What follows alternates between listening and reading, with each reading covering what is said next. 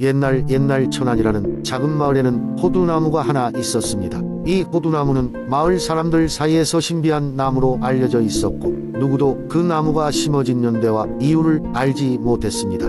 하지만 이 나무는 매 겨울이 올 때마다 방울방울 눈 열매를 맺어 주민들에게 특별한 이유가 되곤 했습니다. 사람들은 그 열매를 눈의 선물이라 부르며 좋은 일이 생길 것을 기대했습니다. 하루는 마을에 2명의 아이들이 있었습니다. 그들의 이름은 하람과 수아였습니다. 이 둘은 늘 함께 다니며 놀던 단짝이었지만 호두나무 근처에는 가본 적이 없었습니다. 왜냐하면 어른들이 그 나무를 함부로 가까이 가지 말라고 했기 때문입니다. 어느 날 하람과 수아는 호두나무에 대한 호기심을 참지 못하고 몰래 그곳에 가보기로 했습니다. 호두나무에 도착한 그들은 나무 아래에 누군가가 놓아둔 작은 상자를 발견했습니다. 그 상자에는 고운 흰색 보석이 담겨 있었고 보석 위에는 어떤 글자도 새겨져 있지 않았습니다. 수아는 그 보석을 올려다보며 옆에 있던 하람에게 우리가 이걸 가져가면 무슨 일이 일어날까?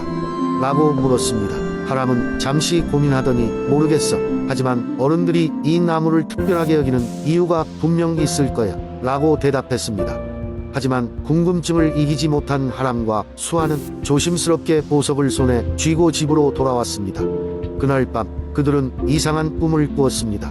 꿈속에서 두 아이는 하얀 눈밭 위에서 누군가와 함께 노래를 부르고 춤을 추고 있었습니다. 꿈속 인물은 천안 옛 전설에 나오는 모습이었고 두 아이는 꿈에서 깨어난 후에도 그 장면을 잊을 수가 없었습니다. 다음 날 아침 하람과 수아는 보석을 다시 호두나무 자리로 돌려놓기로 결정했습니다. 마을로 돌아온 두 아이는 이야기를 전하고 마을 사람들은 그들의 용기와 정의감을 칭찬했습니다. 그리고 그날 이후로 천안에 호두나무는 아이들의 꿈속에서 무언가 특별한 일을 해준다는 전설이 생겼습니다. 그리하여 많은 아이들이 한 번쯤 그 꿈을 꾸기 위해 호두나무 앞에 모여드는 전통이 생겨났습니다. 세월이 흐르면서 호두나무는 여전히 그 자리를 지키며 마을 사람들에게 특별한 의미를 주었습니다. 그리고 하람과 수아는 그 꿈 같은 이야기를 아직도 종종 생각하며 그날의 따뜻한 경험을 소중히 간직했습니다. 두 번째 이야기. 옛날 옛적 한국의 아름다운 도시 익산에는 특별한 벚꽃 나무가 있었습니다. 이 나무는 해마다 봄이 되면 수백 송이의 은빛 벚꽃을 피워내며 사람들을 매혹했습니다. 주민들은 이 나무를 은빛벚꽃 나무라고 불렀고 그 나무 아래에는 항상 많은 사람들이 모여들었으며 매년 벚꽃이 필 무렵에는 여기에 축제가 열렸습니다. 마을의 전설에 따르면 은빛벚꽃 나무는 1000년 전 한 나무 요정이 도시에 살면서 심었다고 전해집니다. 그 요정은 자연을 사랑하고 사람들에게 도움을 주기를 좋아했기에 사람들은 그녀를 사랑하고 존경했습니다. 그녀는 인간의 모습을 하고 있었으며 늘 빛나는 금색 머리카락과 환한 미소를 지니고 있었습니다. 마을 사람들은 그녀를 하늘이 내리는 해라 불렀고 그녀의 이름은 세라였습니다. 세라는 사람들이 서로 돕고 사랑하며 살아가기를 바라며 벚꽃나무에 특별한 마법을 걸어서 그 나무를 찾는 이들에게 행복과 사랑을 주었습니다. 세월이 흐르고 어느덧 사람들은 세라에 대한 이야기를 점점 잊어갔습니다. 하지만 은빛벚꽃 나무는 여전히 늘 휘황찬란한 꽃을 피워내며 강인하게 서 있었습니다. 익산 주민들은 이 벚꽃을 보며 다시 사랑과 행복을 찾곤 했습니다. 어느 해 여름 어린 소녀 융아는 친구들과 함께 은빛벚꽃 나무 주변에서 놀고 있었습니다. 소녀는 벚꽃을 유난히 좋아하여 그 나무를 오르렀습니다. 우연히도 나무 위에는 작은 문이 있었고 융아는 호기심에 그 문을 열었습니다. 문 안쪽에는 신비로운 정원이 펼쳐져 있었습니다. 마치 다른 세계에 온 듯한 기분이 들었고 하늘이 더 푸르고 새들이 아름답게 노래하고 있었습니다. 그리고 그 정원의 중심에는 은빛벚꽃 나무가 더욱 거대한 모습으로 서 있었습니다. 정원 한가운데 서 있는 나무의 기둥에는 세라의 축복을 받으라는 문구가 새겨져 있었습니다. 융아는 신기한 마음에 그 나무에 다가가 나무를 살며시 만졌습니다. 그러자 나무에서 은은한 빛이 나면서 세라의 모습이 나타났습니다. 그녀는 융아를 환영하며 그녀에게 나무의 이야기를 해주었습니다. 이 나무는 사람들의 선하고 순수한 마음에 반응하여 꽃을 피우고 행복의 기운을 전해주는 곳이란다. 너처럼 순수하고 따뜻한 마음을 가진 사람들이 많아질 때마다 더 많은 은빛벚꽃이 피어나게 되지. 유나는 세라와의 만남 이후 은비벚꽃 나무가 가진 힘을 잊지 않고 자라났습니다. 그리고 매년 봄이 될 때마다 친구들을 데리고 나무를 찾고 그곳에서 특별한 순간을 보냈습니다. 그녀의 노력 덕분에 마을 사람들은 다시 은비벚꽃 나무의 전설과 세라의 이야기를 기억하게 되었습니다. 익산의 은비벚꽃 나무는 그때부터 더욱 아름답고 화려하게 피어나며 많은 이들에게 행복을 전해주었습니다.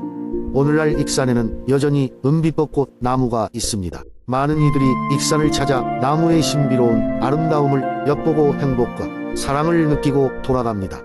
은비벚꽃 나무의 전설은 시간과 공간을 넘어 사랑과 행복의 상징으로 자리 잡았습니다.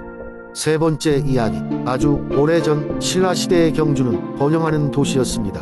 푸르른 산과 들로 둘러싸인 이곳에는 고즈넉 한 고분과 웅장한 사찰들이 어우러져 있었습니다. 그 중에서도 눈에 띄는 것은 바로 황룡사 9층 탑이었습니다. 이 탑은 하늘로 구름을 뚫고 솟아오르는 듯한 장엄한 모습으로 경주를 대표하는 상징이었습니다. 당시 신라에는 선덕여왕이 즉위하고 있었습니다. 그녀는 지혜롭고 예지력이 뛰어난 왕으로 알려져 있었는데 특히 황룡사 9층 탑 건립과 관련된 전설은 여러 세대를 거쳐 내려오고 있습니다. 전설에 따르면 어느 날 선덕여왕은 꿈속에서 신비로운 감명을 받습니다.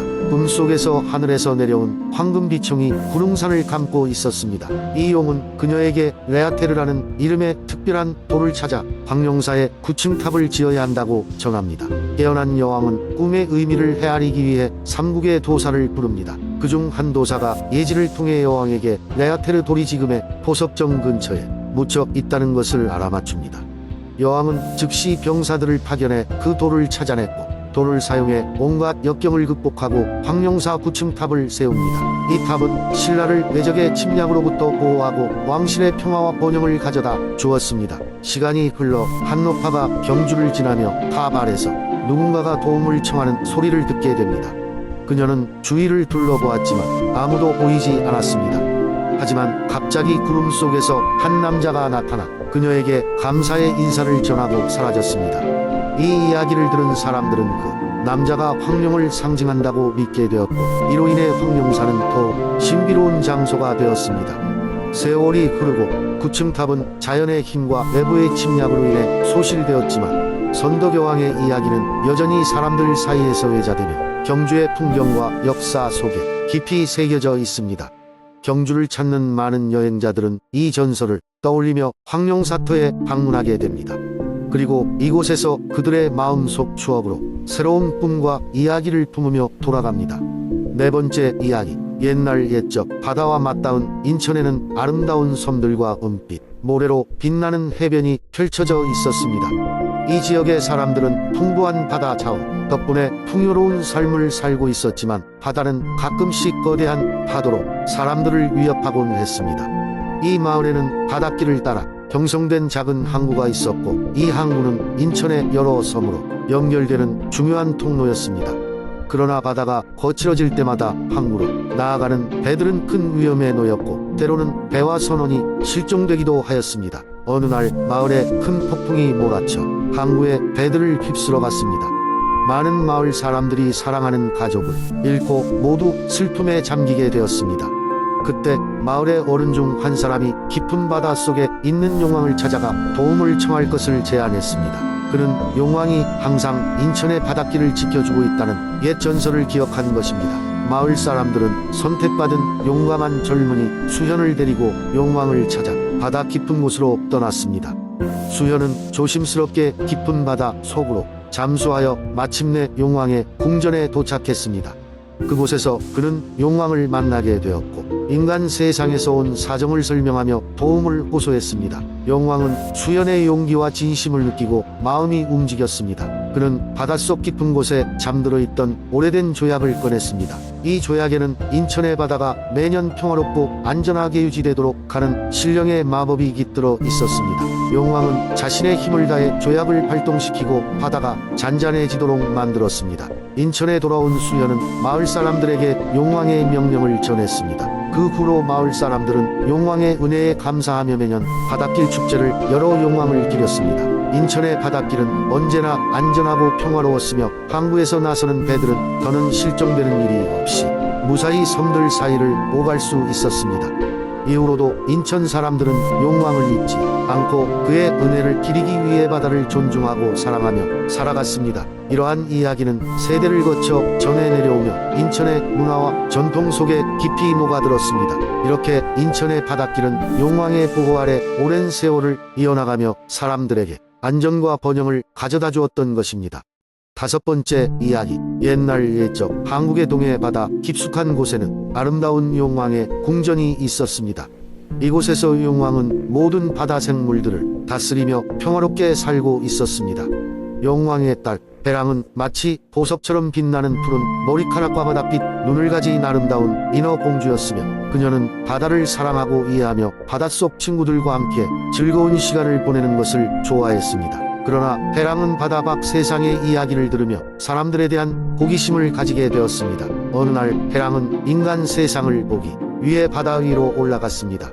그녀는 바다 위의 태양빛이 얼마나 아름다운지 그리고 파도가 하얗게 부서지는 모습이 얼마나 매력적인지 감탄했습니다. 그러다 우연히 한 어부가 배를 타고 바다를 항해하는 것을 보게 되었습니다. 그의 이름은 수원이었고 그는 매일같이 바다에서 고기를 잡으며 가족을 부양하는 성실한 사람이었습니다. 해랑은 매일 밤 몰래 바다 위로 올라가 수원을 지켜보았습니다. 수원은 열심히 일하면서도 종종 바다를 보며 노래를 불렀고 그 목소리는 바닷속까지 들리곤 했습니다.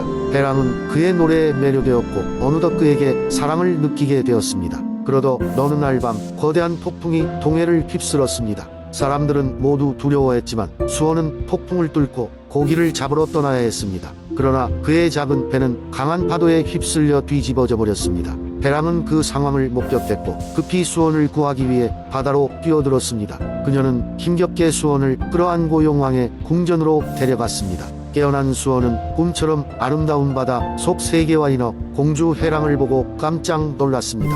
해랑은 수원에게 자신이 어떻게 그를 구했는지 설명하며 자신의 정체를 밝혔습니다. 처음에는 혼란스러웠던 수원도 점차 해랑에게 마음을 열었고 둘 사이에는 깊은 사랑이 피어났습니다. 용왕은 이를 알게 되고 딸의 사랑이 위험하다고 생각했습니다. 인간과 인어의 사랑은 결코 이루어질 수 없는 운명이라며 해랑을 꾸짖었습니다. 하지만 해랑은 수원과의 사랑이 얼마나 소중한지 눈물로 호소했고 결국 용왕의 마음을 움직였습니다. 용왕은 특별한 조건 하에 두 사람을 이어주기로 약속했습니다. 해랑은 물거품으로 변하지 않고 사람으로 살 수 있도록 자신이 가진 한 가지 능력을 포기해야 했습니다. 해랑은 망설였지만 수원과의 사랑이 더 중요하다고 생각하고 자신의 노래를 잃기로 결정했습니다. 용왕은 해랑의 결정을 존중하며 그녀에게 인간으로 살아갈 수 있는 힘을 주었습니다. 해랑은 수원과 함께 땅 위에서 행복하게 살며 동해 바다를 바라보며 가끔씩 자신이 잃은 것을 떠올리곤 했습니다. 하지만 그녀의 마음속에는 언제나 바다를 사랑하는 마음이 자리 잡고 있어 해랑과 수원은 때때로 동해의 해변을 거닐며 그녀의 친구들과 바다 이야기를 나누었습니다. 그들의 사랑은 바다의 노래처럼 영원히 이어졌고 해랑의 희생은 바다 속 모든 생명에게 하나의 전설로 남았습니다.